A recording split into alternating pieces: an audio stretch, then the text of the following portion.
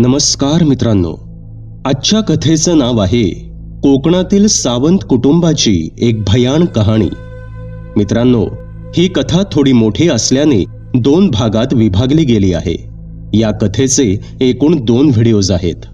कथेच्या पहिल्या भागाला आता सुरुवात करू।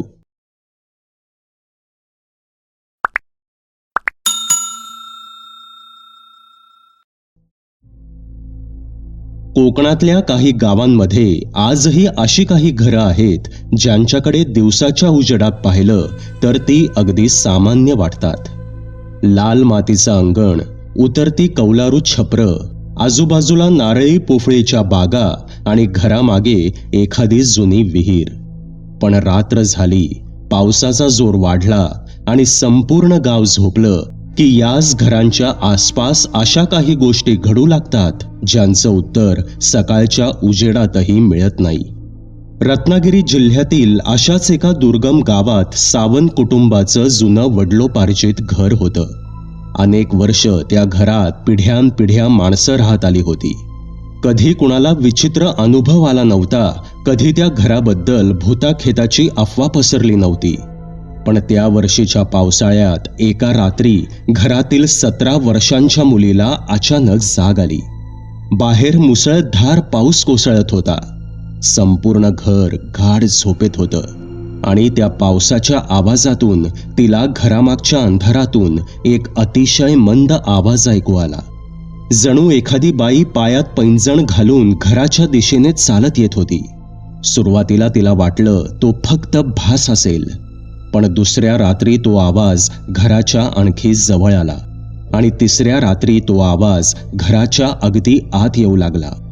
सावंत कुटुंबाला तेव्हा अजिबात कल्पना नव्हती की त्या पावलांच्या आवाजाबरोबर त्यांच्या घरात असं काहीतरी प्रवेश करत होतं ज्यापासून सुटका करून घेण्यासाठी पुढे त्यांना आपल्या देवावरच्या श्रद्धेचीही सर्वात कठीण परीक्षा द्यावी लागणार होती।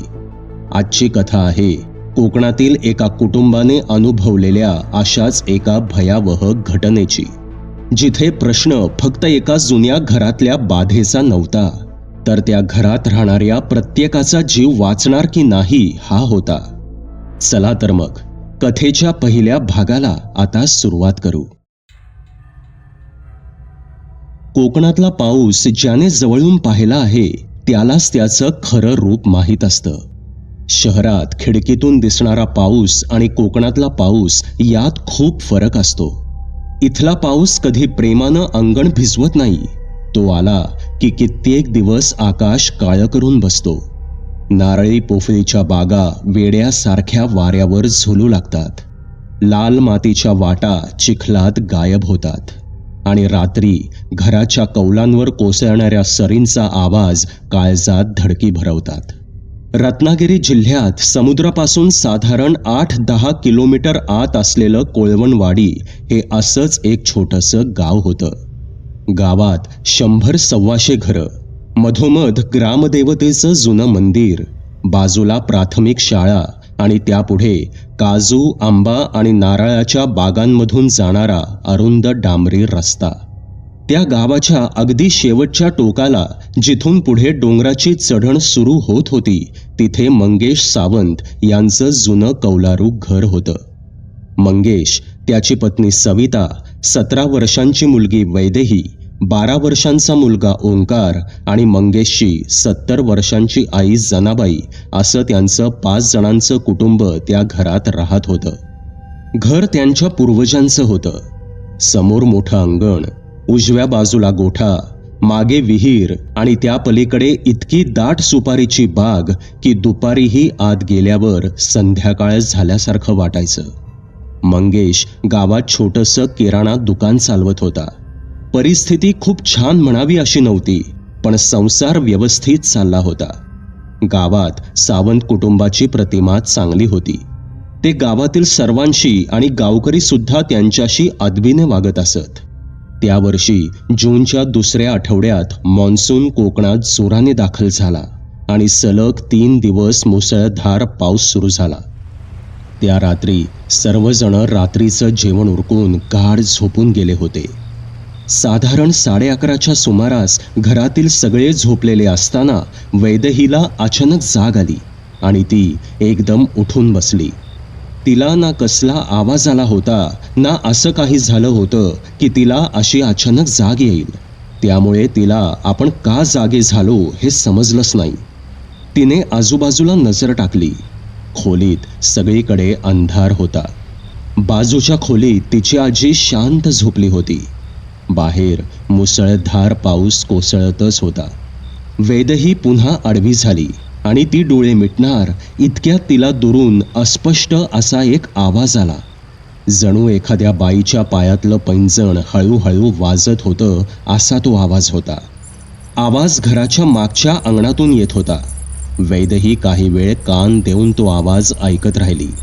काही वेळाने तो पैंजणांचा आवाज वाढत गेला आणि मागच्या पडवीपर्यंत आला आणि तिथेच थांबला. वैदेहीने घाबरत जाऊन आजीला उठवलं. तसे जनाबाईंनी डोळे चोळत आवाज ऐकण्याचा प्रयत्न केला, पण आता तो आवाज येत नव्हता. मांजर वगैरे असेल, झोप, आजी म्हणाल्या आणि त्यांनी पुन्हा डोळे मिटले. अगं आजी, मांजर पैंजण घालेल का? वैदेही म्हणाली, पण आजीकडून कुठलाच प्रतिसाद आला नाही. ती पुन्हा झोपून गेली होती. काही वेळ वैदेही आजीच्या खोलीतच थांबली. बराच वेळ झाला तो आवाज पुन्हा आला नाही. त्यामुळे वैदेही सुद्धा आपल्या खोलीत गेली आणि आडवी झाली आणि तिचा सुद्धा डोळा लागला. पुन्हा आवाज न आल्याने तिने याबद्दल बाकी कोणालाच काहीच सांगितलं नाही. ती गोष्ट ती विसरून गेली होती. पण दुसऱ्या रात्रीसुद्धा बरोबर त्याच वेळी तो आवाज पुन्हा आला आणि यावेळी तो खूप जवळून आल्यासारखं वैदेहीला जाणवलं. जणू काही तो आवाज मागच्या पडवीत न थांबता पडवीतून घरात आला आहे असंच जाणवत होतं. प्रत्येक आवाजासोबत त्याची तीव्रता वाढत चालली होती. स्वयंपाकघर, मधली खोली आणि मग वैदेहीच्या खोलीबाहेर आता तो आवाज ऐकू येऊ लागला. वैदेही आता घाबरली होती. तिने घाबरून डोक्यावरून पांघरून घेतलं आणि ती तशीच पडून राहिली. काही सेकंदांनी तो आवाज यायचा बंद झाला. त्यानंतर तिच्या खोलीच्या दाराच्या अगदी बाहेरून कोणीतरी जोरात श्वास घेत असल्याचा आवाज ऐकू येऊ लागला आणि पुन्हा तो आवाज बंद झाला. वैदेही भीतीने घाबरून उठली आणि थोडी हिंमत एकवटून तिने तिच्या खोलीचं दार हळूच उघडलं, पण बाहेर कोणीच नव्हतं. तसे ती धावतच शेजारील आजीच्या खोलीकडे गेली आणि आजीचा हात पकडला. तसे जनाबाई जाग्या झाल्या. वैदेहीने तिला त्या आवाजाबद्दल हळूच सांगितलं, पण तेव्हा कुठलाच आवाज येत नव्हता. तुला भास होत असतील पोरी, जा जाऊन झोप, जनाबाई म्हणाल्या. त्या बेडवर आडव्या होणार इतक्यात तो श्वासांचा आवाज पुन्हा आला. यावेळी जनाबाईंना सुद्धा तो श्वासांचा आवाज ऐकू आला. जनाबाई नेहमी रात्री झोपताना देवाचा अंगारा आणि जपेची माळ उशीखाली ठेवून झोपत असत. त्यांना अचानक काय वाटलं कोण जाणे. त्यांनी लगेच उशाखालचा देवाचा अंगारा काढून वैदेहीच्या आणि स्वतःच्या कपाळाला लावला आणि हळूहळू श्रीराम जयराम जय जय राम म्हणायला सुरुवात केली. काही क्षणांनी तो आवाज थांबला, पण त्यांच्या मागच्या दाराबाहेरून नखांनी लाकूड ओरबाडल्यासारखा आवाज आला आणि मग सगळं काही शांत झालं. दुसऱ्या दिवशी जनाबाईंनी ही गोष्ट मंगेशच्या सुद्धा कानावर घातली, पण मंगेशनं ते फारसं मनावर घेतलं नाही. तो म्हणाला, आई, आपलं घर आता खूप जुनं झालंय. त्यात पावसाळ्याचे दिवस आहेत. असेल उंदीर किंवा मांजर किंवा एखादा पक्षी. अरे मंगेश, तू काय बोलतोयस? त्या प्राण्यांच्या श्वासांचे आवाज इतक्या मोठ्याने ऐकू येतील का? जनाबाई म्हणाल्या. मग तुला काय म्हणायचंय? कोणी चोर वगैरे येऊन गेला असं तुला वाटतंय का? मंगेशने विचारलं. असेल सुद्धा कदाचित, किंवा काहीतरी वेगळं सुद्धा असू शकतं, जनाबाई म्हणाल्या. वेगळं म्हणजे? मंगेशने विचारलं. वेगळं म्हणजे काही नाही, जाऊ दे. पण आतापासून आपण जरा सावध राहायला हवं, जनाबाई म्हणाल्या. ठीक आहे, इतकं बोलून मंगेश दुकानावर निघून गेला. त्याच दिवशी संध्याकाळी सविता स्वयंपाकघरात पोळ्या करत होती. वेदही भाजी चिरत बसली होती. बाहेर मुसळधार पाऊस कोसळत होता. आणि अचानक मागच्या अंगणातून ओंकारचा आवाज आला. आई, आई इकडे ये ना. ओंकार ओरडला. तसे सविताने सहज उत्तर दिलं. काय रे, काय झालं?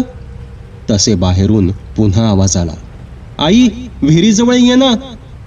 ओंकार, तू इतक्या पावसात बाहेर विहिरीजवळ काय करतोयस? असे म्हणत सविता हात पुसत मागच्या दाराकडे गेली. तिने दार उघडलंच होतं इतक्यात समोरच्या खोलीतून ओंकार बाहेर आला आणि म्हणाला, आई, माझी वही कुठे ठेवलीयस? समोरच्या खोलीतून ओंकार बाहेर आलेला पाहून सविता जागच्या जागीच थिजली. ते दृश्य पाहून वैदेही सुद्धा हादरली. त्या बसलेल्या धक्क्याने वैदेहीच्या हातातून सुरी खाली पडली. त्यांनी एकाच वेळी मागच्या विहिरीच्या दिशेने नजर टाकली. बाहेर मुसळधार पाऊस पडत होता.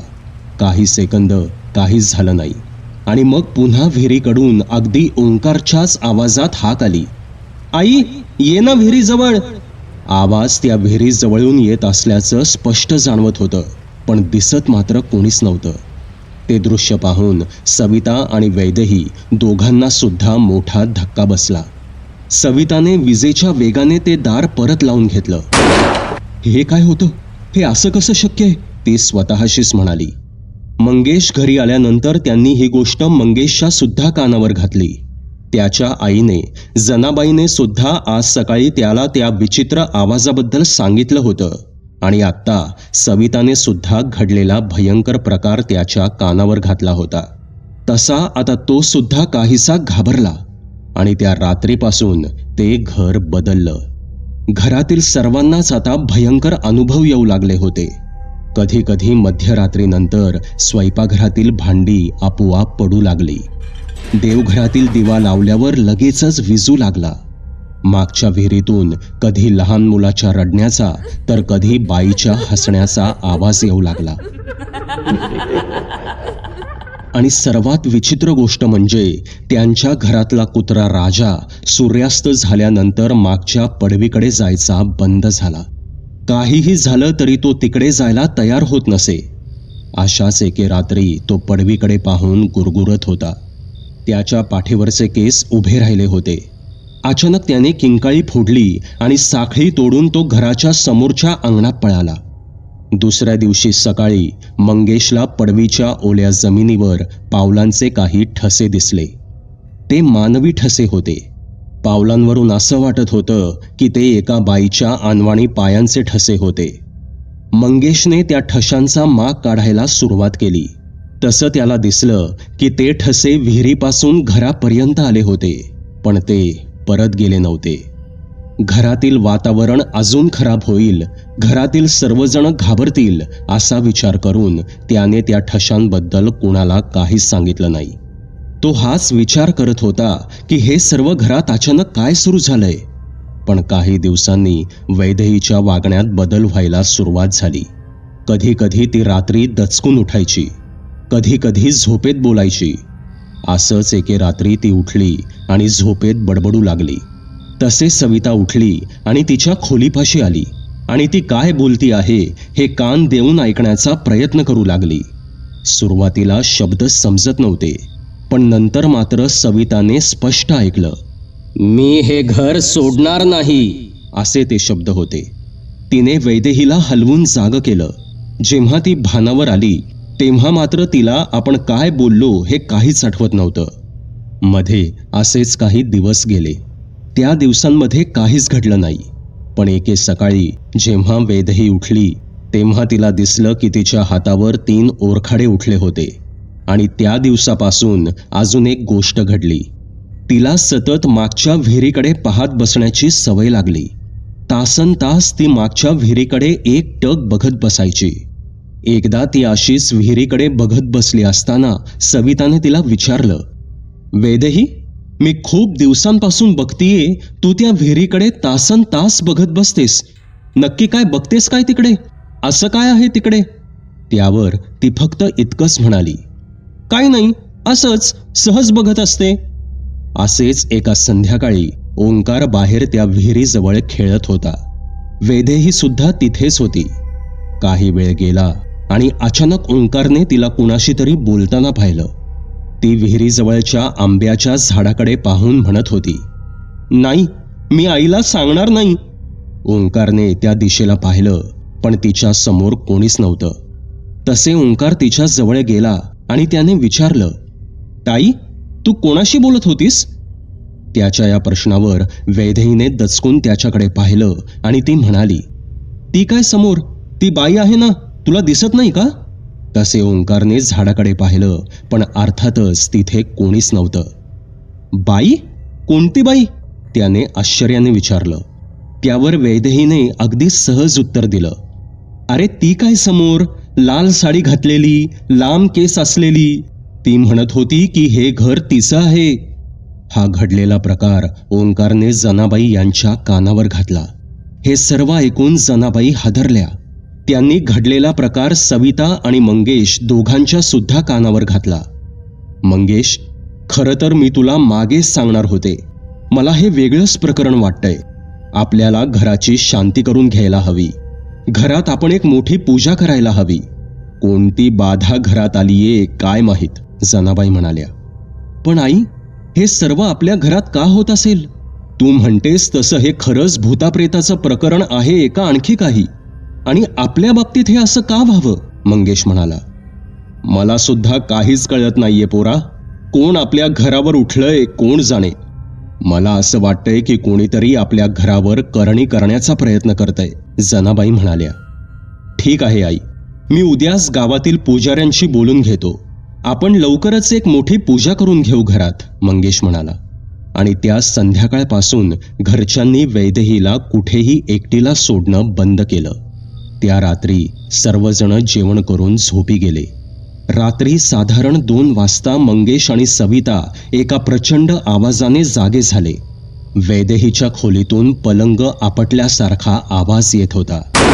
दोघेही धावत तिच्या खोलीकडे गेले आणि आतलं दृश्य पाहून सविताच्या तोंडातून किंकाळी फुटली.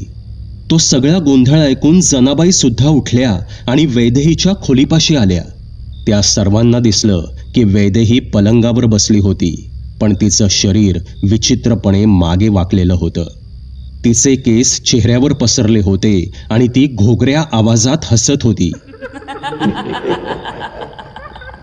ते दृश्य पाहून सर्वजण प्रचंड घाबरले. जनाबाई खोलीच्या कोपऱ्यात उभ्या होत्या. त्यांच्या हातात त्यांची जपेची माळ होती. घाबरून जाऊन तिथेच उभं राहून त्यांनी रामरक्षा म्हणायला सुरुवात केली.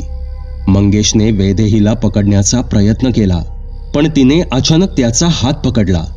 17 वर्षांच्या मुलीत इतकी ताकद कुठून आली कोण जाणे. तिने मंगेशला एका झटक्यात भिंतीवर फेकलं. आता सविता वैदेहीकडे धावली. वैदेहीने मान वर करून तिच्याकडे पाहिलं. तिच्या डोळ्यांच्या भावल्या इतक्या वर गेल्या होत्या की फक्त डोळ्यातील पांढरा भाग दिसत होता. आणि अचानक वैदेहीच्या तोंडातून एक अनोळखी बाईचा आवाज आला. माझ्या लेकराला कुठं पुरलं आहे ते विचार तुझ्या म्हातारीला. वैदेहीचे हे शब्द ऐकून सगळ्यांची नजर जनाबाईकडे वळाली. ते शब्द ऐकून जनाबाईंच्या हातातील जपमाळ खाली पडली. तू तू कोण? जनाबाईंच्या तोंडातून शब्द बाहेर पडले. तसे वैदेहीच्या तोंडातून भेसूर हास्य बाहेर पडलं आणि काही शब्द बाहेर पडले. ओळखलं नाहीस जना? इतक्या लवकर विसरलीस मला? आणि पुढच्याच क्षणी त्या खोलीतील दिवा फुटला आणि वैदेही पलंगावर कोसळून बेशुद्ध झाली. काही वेळाने ती शुद्धीवर आली, पण सकाळपर्यंत ती तापाने फणफणली होती. तिला रात्री काय घडलं काहीच आठवत नव्हतं. पण आता जनाबाई गप्प राहू शकत नव्हत्या, कारण तिने वैदेहीच्या तोंडातून आलेला आवाज ओळखला होता. त्या सकाळी तिने सर्वांना त्यांच्या खोलीत बोलावलं आणि ती म्हणाली, मंगेश, सविता, मला तुम्हाला काही सांगायचं आहे. खरं तर मला कधीच वाटलं नव्हतं की मला हे तुम्हाला कधी सांगावं लागेल, पण आता वेळच अशी आली आहे की तुम्हाला सगळं काही माहीत व्हायला हवं. तसे जनाबाई यांनी घरच्यांना 30 वर्षांपूर्वीची घटना सांगितली. त्या बोलू लागल्या. मंगेश, तुझे वडील जेव्हा हयात होते तेव्हा आपल्या घराच्या मागच्या बाजूला जी विहीर आहे त्याला लागून अजून एक घर होतं. त्या घरात रखमा नावाची एक विधवा स्त्री आपल्या लहान मुलासह राहत होती.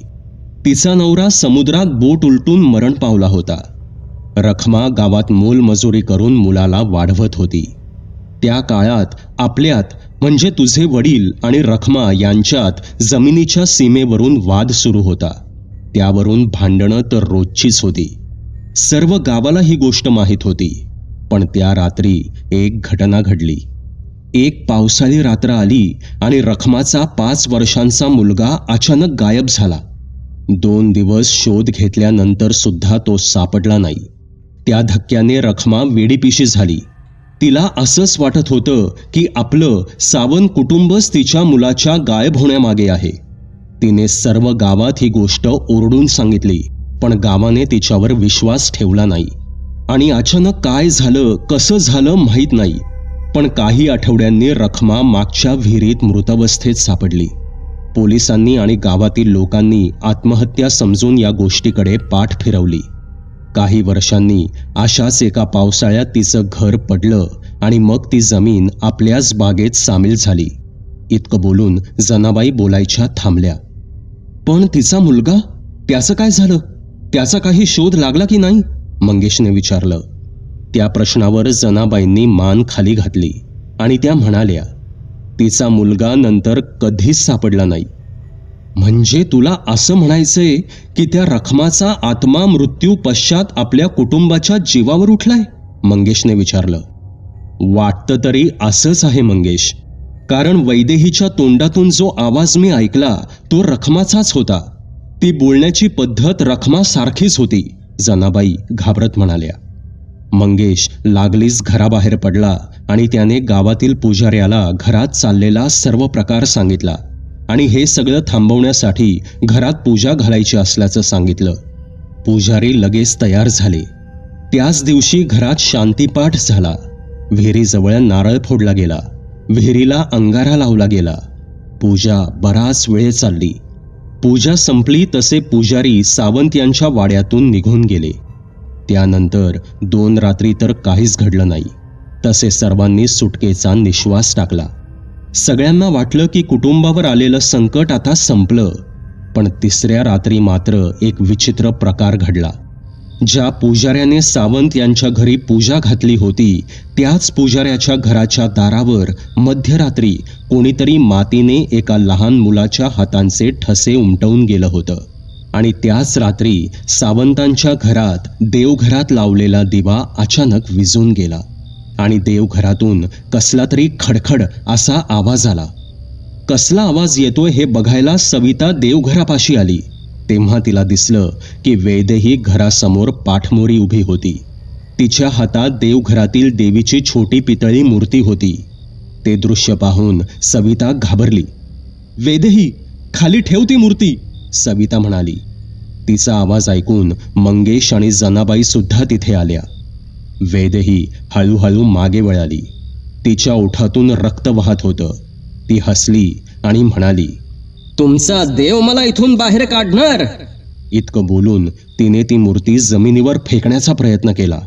पण मूर्ती तिच्या हातातून सुटण्याआधीच वैदेहीच्या तळहाताला जणू भाजल्यासारखं झालं. वैदेही भयंकर किंचाळली आणि ती मागे फेकली गेली. तिच्या हातून ती मूर्ती तिथेच खाली पडली. जनाबाई यांनी पुढे होऊन देवीचा अंगारा तिच्या कपाळावर लावला आणि त्या क्षणी वैदेहीच्या तोंडातून असा पुरुषी घोगरा आवाज निघाला की घरातील सगळे हादरले. तिला तुम्ही कधीच वाचवू शकणार नाही. घरच्या सर्वांना प्रश्न पडला की इतकी मोठी पूजा घातली असताना सुद्धा, घराची शांती केली असताना सुद्धा हा प्रकार कसा घडला? घराची बाधा अजून घराबाहेर कशी गेली नाही? 2ऱ्या दिवशी सकाळी मंगेशने घडलेला सर्व प्रकार त्या पुजाऱ्याच्या कानावर घातला. तसे गावातील पुजाऱ्याने सुद्धा मंगेशला सांगितलं.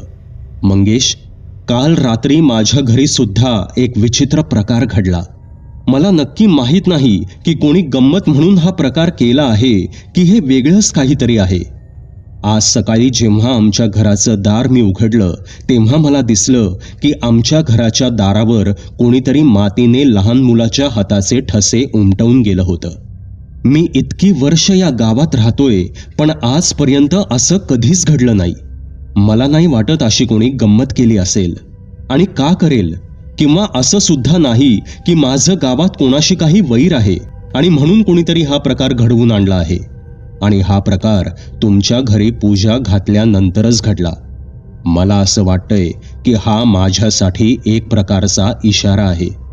ती जी कुठली ताकद आहे, ती जी कुठली शक्ती आहे, ती जणू मला हाच इशारा देतय की पुन्हा सावंत यांच्या घरी पाय ठेवू नकोस. मंगेश, मला हे साधं पितृदोष किंवा घरावरचं सावट वाटत नाहीये. का माहीत नाही, पण कदाचित तुमच्या घरात एक खूप भयंकर आणि शक्तिशाली आत्मा अडकलेला आहे आणि तो आता तुमच्या मुलीच्या शरीराचा वापर करतोय. ही माझ्या आवाक्या बाहेरची गोष्ट आहे. इतकं बोलून पुजारी थांबले. सबस्क्राईब करा एटी स्टोरी टेलर चॅनलला आणि बेल आयकन दाबून ऑलवर क्लिक करा आमचे व्हिडिओज सगळ्यात आधी बघण्यासाठी.